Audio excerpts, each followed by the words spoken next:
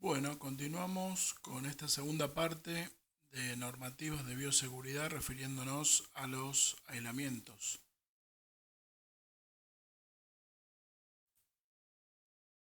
Entonces, habíamos dicho que la atención sanitaria segura implica dos tipos de precauciones, ¿no? Las precauciones estándar y las precauciones según forma de transmisión. El objetivo de lo que llamamos aislamiento es evitar la transmisión de un agente causal entre diferentes huéspedes o pacientes, el personal de atención y los visitantes. ¿Cómo lo hacemos? Bueno, interrumpiendo la vía o ruta de diseminación.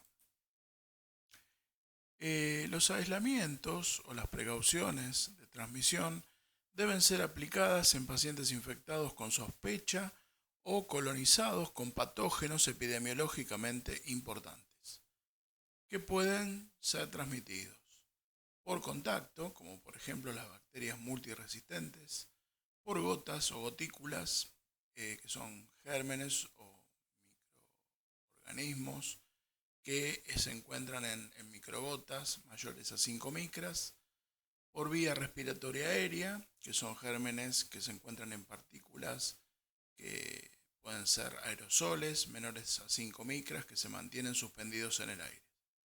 Y después tenemos algunos otros tipos de situaciones, como por ejemplo los aislamientos o ambiente protegido, que es lo que antiguamente se llamaba protección inversa en el paciente inmunocomprometido o el inmunodeprimido. Y también podemos mencionar las precauciones entomológicas o vectoriales, las cuales se refieren a todas aquellas barreras para que el vector no ingrese al área, ¿sí?, de atención del paciente. Las precauciones de contacto se dividen en dos subgrupos. Contacto directo: el microorganismo es transferido de una persona infectada a otra directamente, sin la interacción de un objeto contaminado u otra persona. Y un contacto indirecto implica la transferencia de un agente infeccioso a través de un objeto contaminado, como por ejemplo puede ser el estetoscopio, ¿no?, o un termómetro. Las precauciones de contacto requieren habitación exclusiva o una cohorte de pacientes que tengan el mismo germen, que debe ser aislado. Desde ya siempre vamos a recordar la importancia de la higiene de manos, sobre todo si vamos a hacer contacto con el entorno y el paciente, antes y después. Guantes, uso de guantes como elemento de protección personal fundamental. El camisolín, que debe ser descartable, no debe quedar colgado. Debemos tener esta precaución importantísima y solo debe ser usado en aquel personal que va a entrar en contacto con el paciente y va a tener contacto con superficies del entorno. Los elementos biomédicos deben ser exclusivos y también deben ser exclusivos los elementos de limpieza dentro de esa unidad. Se aplica para diferentes tipos de gérmenes, pero fundamentalmente acá tenemos dos tipos de microorganismos fundamentales, que son aquellos que son resistentes a antibióticos, y después el Clostridium difficile, que es otro de los gérmenes que traen bastantes complicaciones y que deben ser aislados por contacto.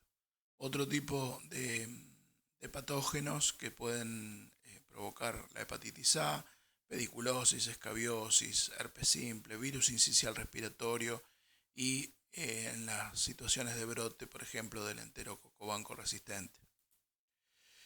Precauciones por gotículas es técnicamente también una forma de transmisión por contacto, pero a través de gotas de las secreciones respiratorias, cuando un paciente estornuda, habla o tose. En este caso necesitamos usar una protección respiratoria y facial cuando nos acercamos a menos de 1,5 metros o 1 metro del paciente, o bien cuando se realizan procedimientos generadores de aerosoles. En estos casos hay que reforzar esa protección, entonces utilizamos protección ocular, protección como máscaras faciales o barbijos de alta eficiencia. Estos casos serían, por ejemplo, en la aspiración de secreciones, colocación de un tubo endotraqueal, broncoscopías, en la reanimación cardiopulmonar o inducción de la tos. Incluye las medidas de higiene o etiqueta respiratoria, en las cuales se recomienda que el paciente use un barbijo o tosa en el pliegue del codo y se mantenga la distancia. Las precauciones por gotas requieren una habitación exclusiva o también cohorte con el mismo germen, distancia entre pacientes mínimos de 1,5 metros. La higiene de manos también debe estar presente. Recordamos que hablamos es un tipo de precaución que también incluye el contacto con las gotículas que pueden caer en las superficies. El barbijo quirúrgico, y en el caso de que haya procedimientos que generen aerosoles, debemos añadir la protección facial y los barbijos de alta eficiencia. Guantes y camisolín se usan, ¿sí?, sobre todo aquel personal que vaya a tener contacto con las superficies del entorno del paciente y con el paciente. Y elementos exclusivos, biomédicos y de limpieza de la unidad. Este tipo de precaución se aplica entonces para diferentes tipos de patologías. Las más conocidas son los contactos que hayan tenido susceptibilidad con varicela, influenza, adenovirus, meningitis meningocócica, parotiditis, herpes zóster localizado, entre otras. Las precauciones respiratorias aéreas es un tipo de transmisión que ocurre por diseminación de pequeñas partículas de tamaño respirable en el aire, a lo que llamamos aerosoles, agentes infecciosos que permanecen infectivos mucho tiempo y aún después de recorrer largas distancias. Se requiere el uso de habitaciones específicas, esto es lo más recomendable, con sistemas de ventilación, control de aire ambiental filtrado y que contenga y remueva de forma segura los agentes infecciosos aéreos. Si no es posible, tenemos que buscar habitaciones con puertas cerradas, ventanas cerradas, para que no se disemine por el aire el microorganismo. Las precauciones respiratorias aéreas requieren una habitación exclusiva, en la medida de lo posible, con un sistema de ventilación, control de aire ambiental, con filtros en las bocas de entrada y salida de ese aire que circula, puertas cerradas, ventanas cerradas, higiene de manos, ¿sí? Esto lo vamos a recordar siempre porque es nuestro procedimiento fundamental de prevención para la transmisión de gérmenes. Barbijo N95 estricto, en este caso sí se utiliza un barbijo de alta eficiencia cuando se ingresa a la unidad a hacer cualquier tipo de procedimiento con el paciente. Elementos exclusivos biomédicos y de limpieza. Los guantes y camisolín hay que evaluar siempre el contacto y depende de las precauciones estándar, ¿no? Si hay riesgo de contacto con fluidos, los vamos a utilizar y si no, no son necesarios.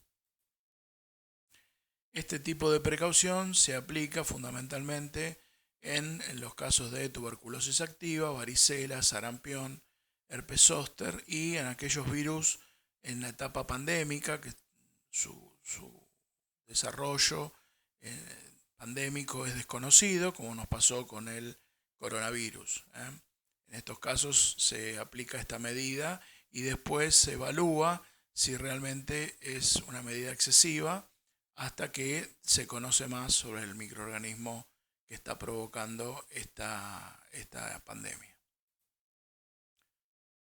Y por último hay dos situaciones especiales que vamos a mencionar. Una es el ambiente protegido, lo que antes llamaban aislamiento de protección o inverso, o más conocido como aislamiento para neutropénicos. Tiene como objetivo la protección del paciente respecto de microorganismos oportunistas que pueden llegar a través del personal o de familiares o de otros pacientes hospitalizados a través de la vía aérea. Hay que tener mucho cuidado cuando se realizan construcciones en la cercanía del hospital o en el mismo hospital donde se realizan, por ejemplo, refacciones. Obviamente el objetivo es que estos pacientes inmunocomprometidos que tienen un alto riesgo de adquirir infecciones desde esta fuente sean protegidos. Y obviamente evaluar la susceptibilidad, que va a variar de acuerdo al tipo de enfermedad base y del tratamiento inmunosupresor que tenga en ese momento.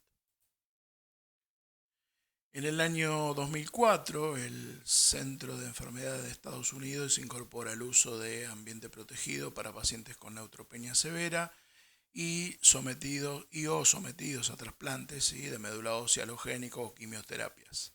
El objetivo del mismo es prevenir y controlar la transmisión de gérmenes oportunistas, como habíamos mencionado, hongos medioambientales, particularmente las esporas de Aspergillus.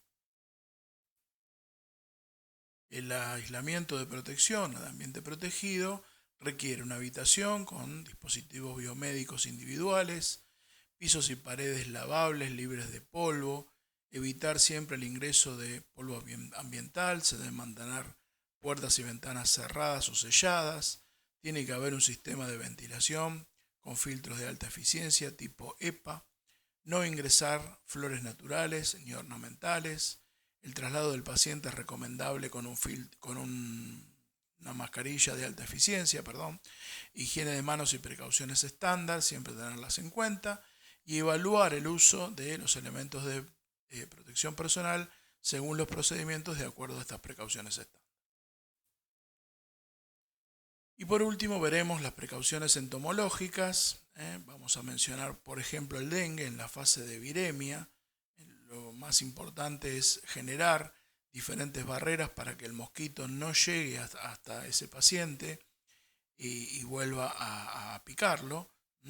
Aislamiento individual o en cohorte con puertas y ventanas con mallas mosquiteras o totalmente cerradas en los casos positivos o en los casos sospecha. ¿Sí? Se pueden realizar cohortes con pacientes positivos. En su defecto se deben utilizar tules, proveer productos repelentes al paciente internado, señalizar las salas o las áreas de aislamiento de forma adecuada, sabiendo que tiene que ingresar, tiene que haber la menor cantidad posible de posibilidades, valga la redundancia, de que ingrese el mosquito a ese sector. Educar al familiar y al paciente en cuanto a los cuidados que deben brindarse y en la medida de lo posible restringir las visitas para que no se esté entrando y saliendo de ese sector. Evitar todo acúmulo de agua estancada y o la presencia de plantas en los servicios. Esto está prácticamente erradicado de los hospitales, aunque todavía tenemos que seguir trabajando porque a veces aparecen plantas en lugares que no corresponden, en los servicios de enfermería, etc. Es muy importante también que los hospitales tengan sistemas de ventilación adecuados, sistemas de climatización y evitar toda apertura de ventanas o ventanales, sobre todo en las etapas en las cuales el mosquito está activo. Y por último, algunos tips importantes, por ejemplo, en el caso de cuando haya que trasladar pacientes que estén colonizados o infectados con gérmenes multiresistentes, el uso de elementos de protección personal recomendado y la ruta de traslado segura. Se debe avisar a los lugares donde, por ejemplo, el paciente tiene que ser trasladado, diagnóstico por imágenes, o si tiene que ser llevado a un servicio, por ejemplo, de terapia intensiva, a un área de internación abierta. Respetar las salas cohortes al internar casos sospechosos o confirmados, dependiendo de qué situación sea. Las normativas de pesquisa, los aislamientos por sospecha y los hisopados control en aquellos casos en los cuales sospechamos que el paciente que ingresa, por ejemplo, a una terapia intensiva, puede estar colonizado con un microorganismo de relevancia epidemiológica. Entonces es importante hacer un aislamiento por sospecha y el hisopado rectal de control para saber si está colonizado. Y siempre avisar al servicio receptor si es necesario implementar el aislamiento correspondiente.